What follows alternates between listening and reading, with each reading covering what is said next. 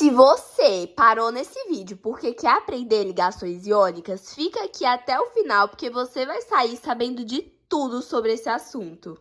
Se você ainda não é inscrito no meu canal, já aproveita para se inscrever e deixar o like aqui nesse vídeo antes da gente começar. Então, para você entender essa coisa de ligações iônicas, você tem que entender que nesse tipo de ligação acontece uma transferência de elétrons.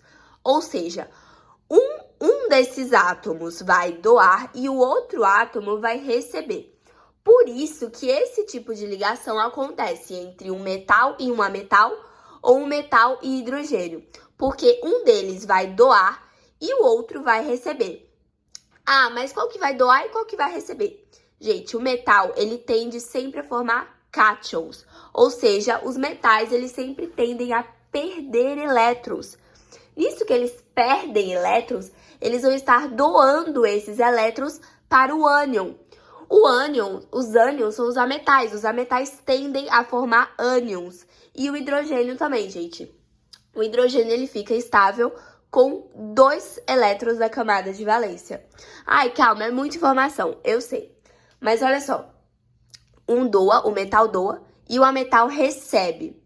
Por quê? Qual é o objetivo deles? Ah, por que tem que doar e receber? Porque eles querem ficar estáveis. Como que eles adquirem estabilidade? Tendo 8 elétrons na camada de valência, que é aquela última camada da distribuição eletrônica.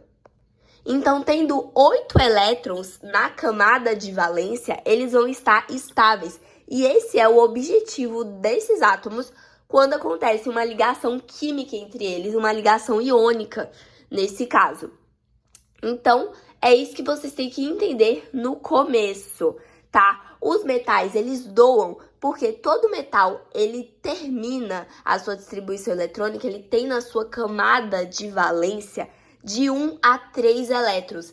Então, é muito mais fácil para ele perder perder esses 3 elétrons, do que ganhar mais 7, mais 6, mais 5 elétrons. Já para os ametais, é muito mais fácil eles receberem. Então, eles têm lá 7 elétrons. É muito mais fácil eles receberem 1 elétron para assim ficarem estáveis, porque eles usam energia para buscar essa estabilidade. Então, agora eu vou ensinar vocês a fazer essa representação. Bom, nós temos aqui o átomo do sódio e o átomo do cloro. Primeira coisa que você vai fazer é a distribuição eletrônica deles. Então, no caso do sódio, ó, 1s2, 2s2, 2p6, 3s1, certo, gente? Então, a camada de valência dele é 3s1. Já para o cloro, a gente vai ter 1s2, 2s2, 2p6, 3s2, 3p6, 7. Aí, ó, gente, aqui 10, 12, 13, 14, 15, 16, 17. Então, é 3p5. Essa é a camada de valência. Então, a gente tem no cloro 1 elétron de valência. Não, desculpa, no sódio a gente tem 1 elétron de valência. E no cloro a gente tem 7 elétrons de valência. Tá, e como que você vai representar isso? Você vai vir, vai colocar o símbolozinho do sódio e você vai colocar 1 elétron de valência.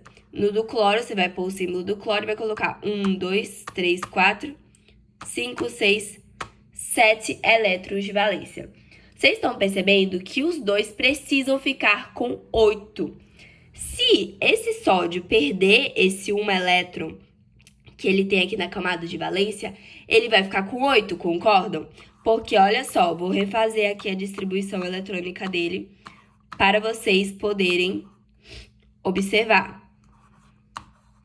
Se ele perde esse daqui, ó, camada de valência 6, 7, 8, vai ficar com 8. Então, ele tem que perder esse 1. Já o cloro, que tá com 7 na camada de valência, se ele ganhar 1, ele vai ficar com 8, vai ficar estável. Então, esse aqui que tá no sódio, ele vai doar para o cloro. Aí, o sódio vai ficar com 8 e o cloro também vai ficar com 8. E como é que a gente pode representar isso? Ó, vou colocar aqui o sódio e vou colocar mais. Porque ele perdeu 1, ele doou 1, então é só 1 mais, é só 1 mais. Se ele tivesse perdido 2, ia ser 2 mais. Enfim, aí você vai colocar aqui colchetes, Você vai colocar o cloro. Sempre primeiro é o que doa, depois o que recebe. Ele recebeu aqui, ó, 1 do sódio. Aí ficou aqui 8. E você coloca o menos porque ele só recebeu 1 do sódio. Então é a mesma coisa. Se ele tivesse recebido 2 do sódio, ia ser 2 menos. E assim por diante. Aí fica assim, ó, a nossa fórmula.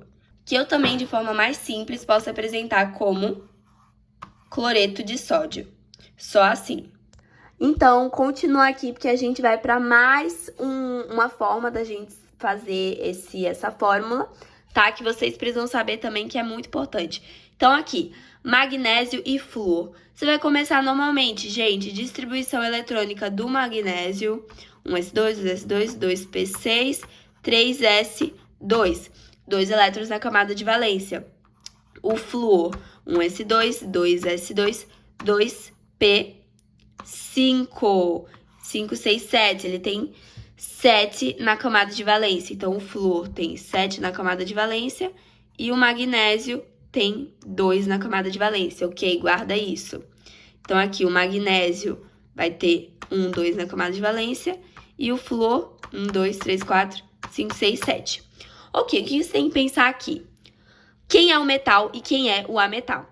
Pela distribuição eletrônica que eu fiz lá no começo, sabendo que o magnésio ele tem 2 na camada de valência, a gente já sabe que é ele que é o metal. E o flúor é o ametal porque ele tem mais de 3 elétrons da camada de valência. Tá? Então, você vai ter que identificar, vou escrever aqui do lado. O magnésio, ele precisa perder quantos? Precisa perder 2.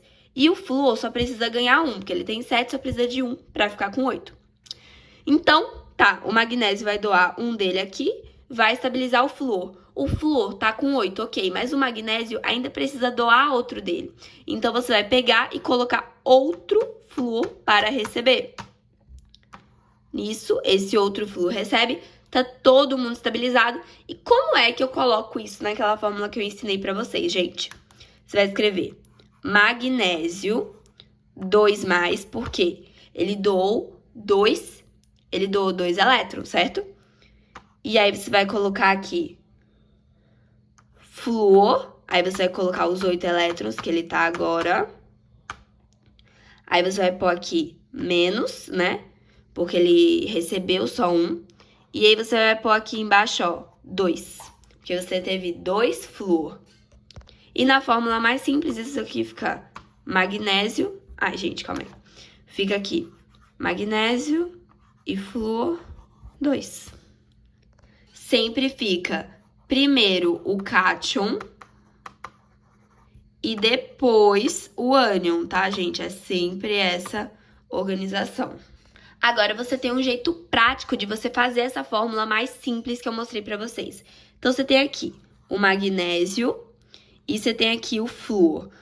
Como a gente viu antes, o magnésio ele precisa perder 2 e o flúor precisa ganhar 1.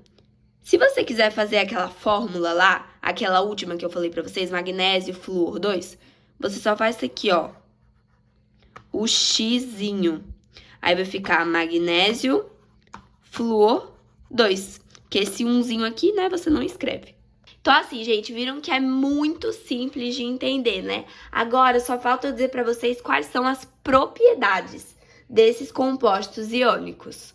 Primeira característica é que eles vão ter elevados ponto de fusão e ponto de ebulição. Segunda propriedade é que eles são sólidos à temperatura ambiente, que a gente considera como 25 graus. A outra característica é que eles conduzem corrente elétrica em solução aquosa ou fundido. Gente, ó, entendi que eu vou fazer uma transição.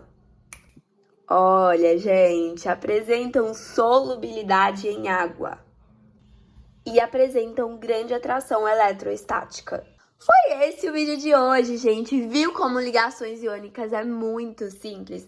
Se vocês gostaram, inscreve aqui no canal, deixa o like nesse vídeo, compartilha para quem tá precisando aprender esse assunto também e ajuda aqui o meu canal a crescer. Foi isso, muito obrigada por ficar até aqui. Tchau!